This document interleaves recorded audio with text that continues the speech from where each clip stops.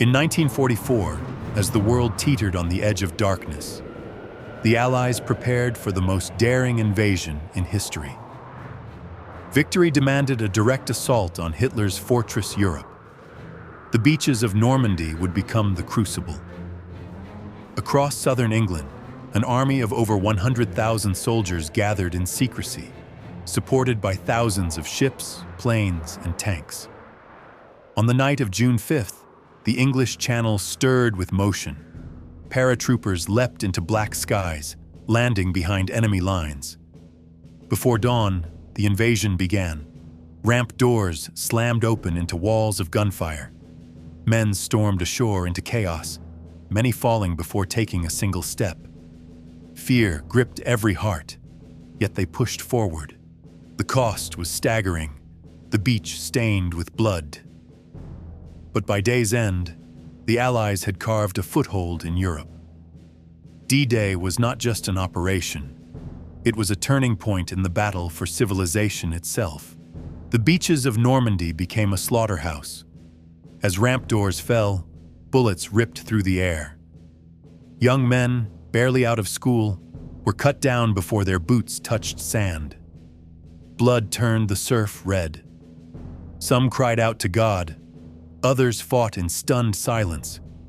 One Jewish soldier painted a Star of David on his back, defiant, even in terror. The chaos was relentless. Shrapnel tore flesh, screams echoed through smoke, and bodies piled on the shore. Yet amidst the horror, soldiers pressed on.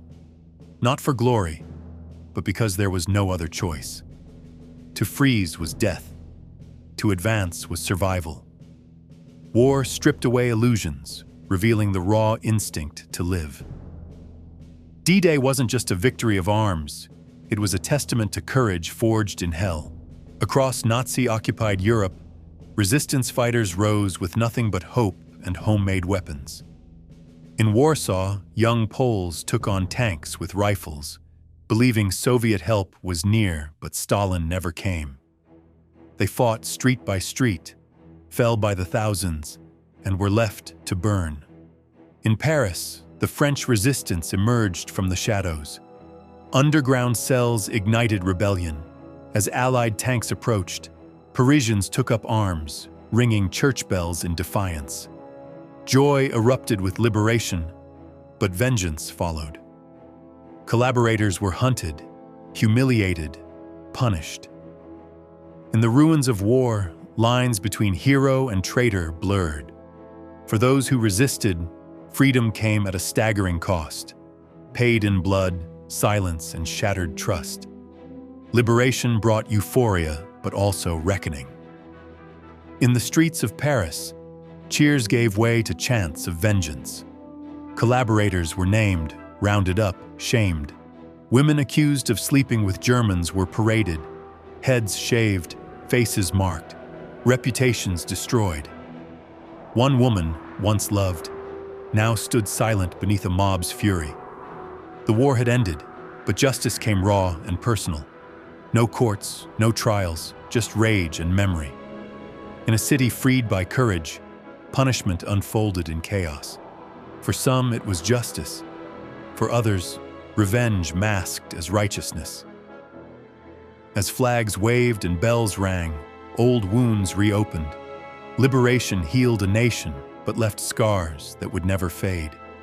In the Pacific, the war raged with primal brutality. On islands like Saipan, U.S. Marines faced fierce resistance. But the deadliest weapon wasn't a gun, it was fear.